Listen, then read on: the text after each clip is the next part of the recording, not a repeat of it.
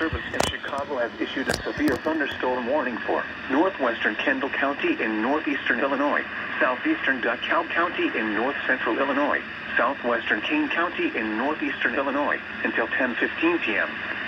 At 9:38 p.m., a severe thunderstorm was located over Hinckley, or near Little Rock, moving east at 30 miles per hour. Hazard, $half-sized hail. Source, radar indicated. Impact, damage to vehicles is expected. This severe thunderstorm will be near Little Rock around 9:45 p.m. Plano around 9:50 p.m. Yorkville around 9:55 p.m.